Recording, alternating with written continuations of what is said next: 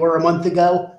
We are still requesting that someone that's not fully vaccinated wears a mask, and employees have the option to not wear a mask if they are fully vaccinated. Employees do have to prove full vaccination to us before they can not wear a mask. And even, I would say, probably half of the front of house, frequent customer interacting employees that are fully vaccinated are choosing to still wear a mask. Oh, okay. That's cool. That's very interesting.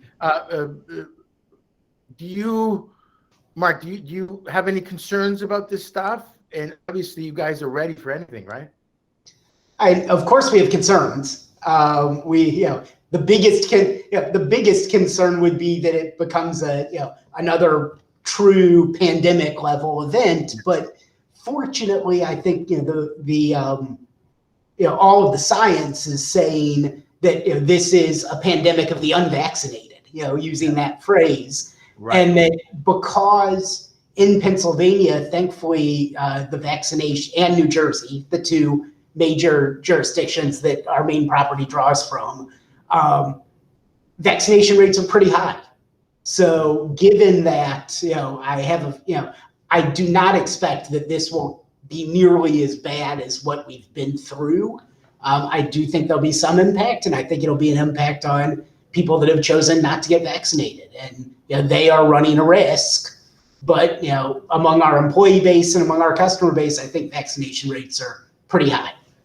That's great. That's fantastic news. And I know the numbers are different all over the country. I know in Louisiana they're high, in Florida they're high, but in some of your states and other states they're not as relevant.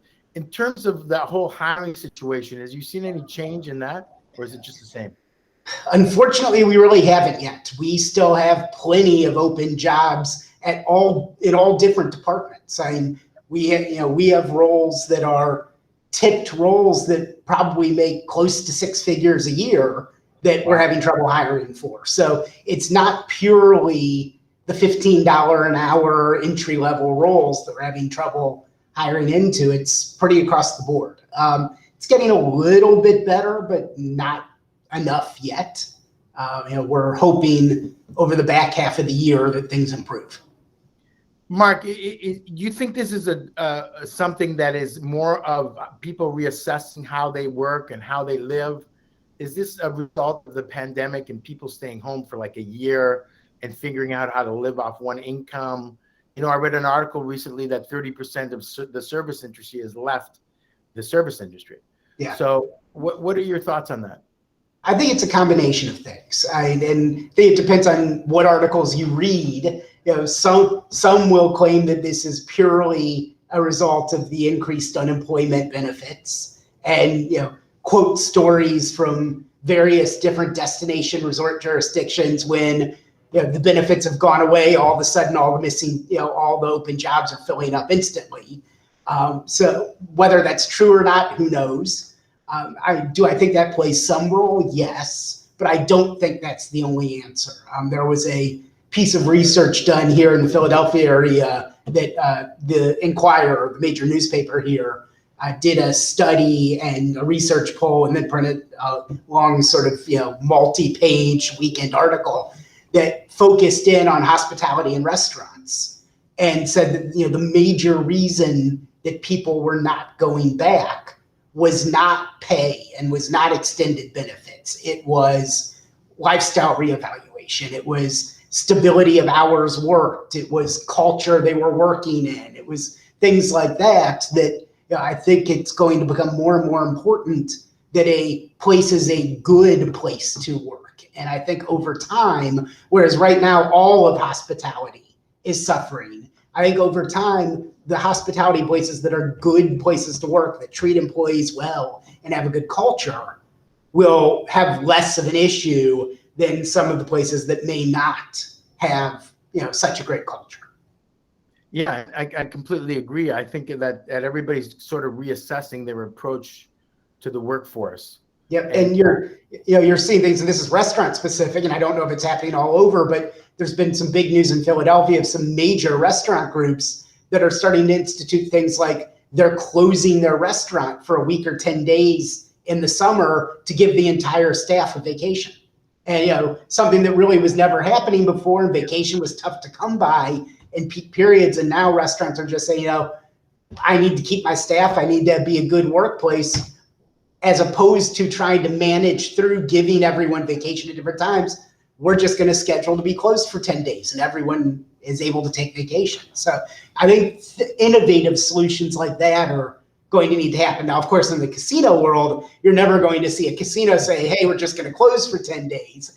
But you very well may see a casino say, we're going to close this restaurant outlet for 10 days and then rotate to another one. The other areas, there are a lot of different ideas that you can come up with for how to fairly schedule out your table game staff, your slot floor staff, your EVS, your security, all those different things, and make sure that they actually are able to take full advantage of taking their vacation days and having some leniency in their scheduling. And I know our HR team and our scheduling team are working pretty hard to do those things and make sure that we're able to give some leniency and give some benefits to our team members. Yeah, and it's interesting because the United States has always been a country of work, right?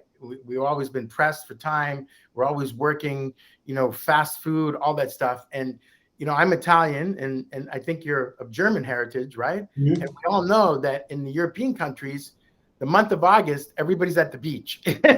Nobody's working. So I think we're starting to see things a little bit differently. In terms of the customer flow, are you still seeing a nice surge of business here? Yeah, things are going pretty well, and our numbers are still very strong. We are seeing the typical, summer seasonal slight decline in patrons. What's been interesting this year is we may be seeing the 3 or 5% decline in patrons coming in the door, but we're really not seeing much of a decline in revenue. The seasonal little dip in revenue isn't really happening. And what do you attribute that to? More time on machines? More? What are you attributing that to? Honestly, I'm not really sure what's driving it. I think some of it is, I think there are people out there who are just happy to be back out, and therefore, they're spending a little bit more time when they're visiting. I do think the competitive atmosphere has changed some. A big reason, and I'm not in any way speaking negatively of Atlantic City when I say this, a big reason why we see a seasonal summer dip is because that's Atlantic City's seasonal, big period. And there's just certain natural, people go down that way during the summer, and it has a slight impact on us. This year, we're not seeing it that much, and I don't think it's because Atlantic City is doing anything wrong. I think some of it may be that Atlantic City's really been hit hard by lack of ability to hire people, and that there may be some issue. I've heard from some of our customers that they aren't getting the same service and attention experiences when they go down to the shore. Not just Atlantic City casinos, all over the shore and all different types of businesses, and that therefore they aren't going as much because the ability to do things isn't as great, or the experience isn't as great, and it's driven by lack of staff. Yeah, and that's sort of the catch-22, right? You don't want to have patrons come in and not get the service and then go somewhere else. That's the big thing in our business. Yeah, and that's been one of the things we've been dealing with, especially in our food and beverage outlets. Some of our outlets are not back to operating at 100% capacity, where it looks like it's 100% capacity, but we're only seating 70-80% of the tables at any given time, and it's not because we can't handle it, or there are regulation reasons, or it's because we don't have the staff fully there to be able to handle 100% capacity. Now, restaurants as sizable as ours are, we get away with that. But if you're a restaurant on the boardwalk on the shore somewhere, and you don't have the staff to handle your full capacity, well, your staff probably wasn't that big to begin with, and you're down 25% of the staff, it's really a problem.